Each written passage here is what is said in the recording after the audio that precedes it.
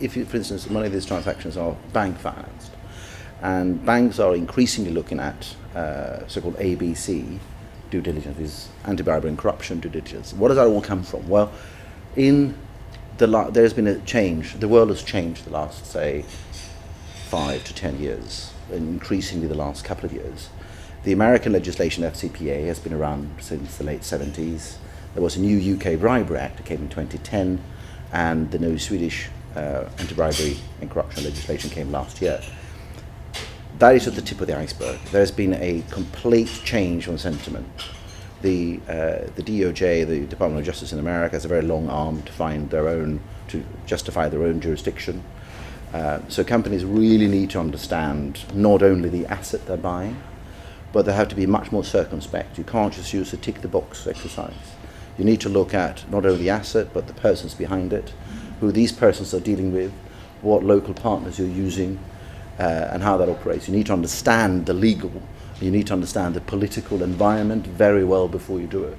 An example is, for instance, in certain African countries, we've helped the countries to actually draft the constitution, help the regulators to understand the process, what they need to do.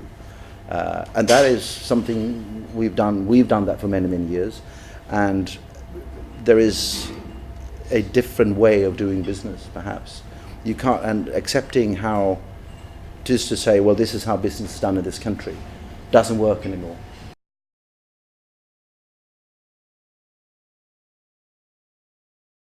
In the short term, probably, that people are nervous, they don't know what to do. But in the long run, corruption, as we know, is inevitable in itself.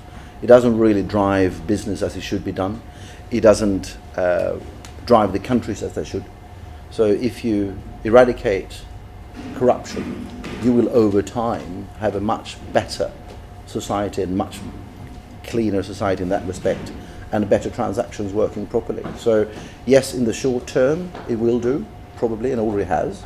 But in the long run, it is what we need to do, and I think it will not affect necessarily inhibit the transactions going forward. We see already signs of certain countries understanding this, which then of course attracts significant foreign investment because they can show that we play by the book.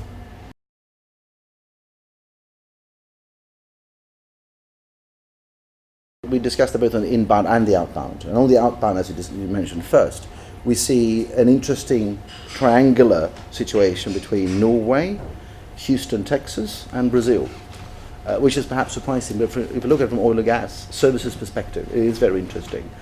And you have a very large Norwegian contingent in Brazil, but also we see increasingly Brazilian private equity coming into Norway, acquiring Norwegian companies, because as we also discussed in the panel, the Nordic investment environment coming from outside, looking between the countries, they may be very different locally, but if you look from a global perspective, it's politically stable. The political stability is good.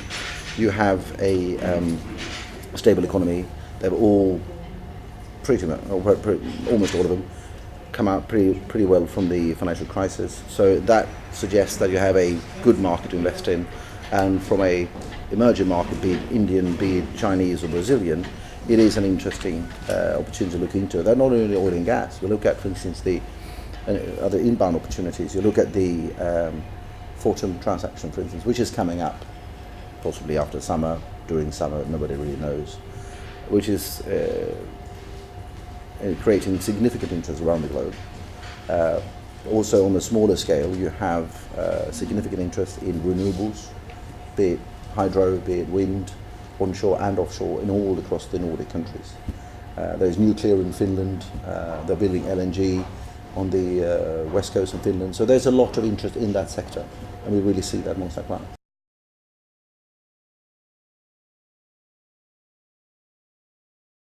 Well, what we see in addition is the shale boom in the United States, which is changing the world completely. They will become, if they're not already, but they will become in a couple of years, a net exporter of oil and gas, which has obviously politically changed the world and how they behave in the world. It has attracted an immense amount of investment into North America, not only US but also Canada. and we're seeing also Nordic companies moving into using those opportunities, and that's something that of course we could see more of, I think, because it might have not understood that I can actually do a lot on the shale side in the United States. Hopefully they will also affect our own view on the energy mix, what we can do going forward, because it has been such a difference for the American economy. Another thing that we see is natural resources in Africa, which is a very strong tradition for Nordic companies to go into Africa. Swedish companies, Norwegian companies have been in Africa for a very long time, but we see an increased interest in it, and it's not surprising. I mean, there's a combination of natural resources in abundance locally, and a very strong tradition of engineering, strong management, good technology, that can then be a very good mix taken together. Obviously, you need to consider the emerging market elements that we discussed earlier, but that combination could be quite interesting. A third element as well comes into that would be the planned interconnectors, electricity interconnectors between Norway and the UK and Iceland and the UK, which is quite significant piece of work that needs to be done, but it's a very interesting another aspect of outbound physical investment, as it is actually a cable going from Norway to England. This will have with it a number of interesting aspects that need to be considered with time, but it's another example of an interesting outbound investment example.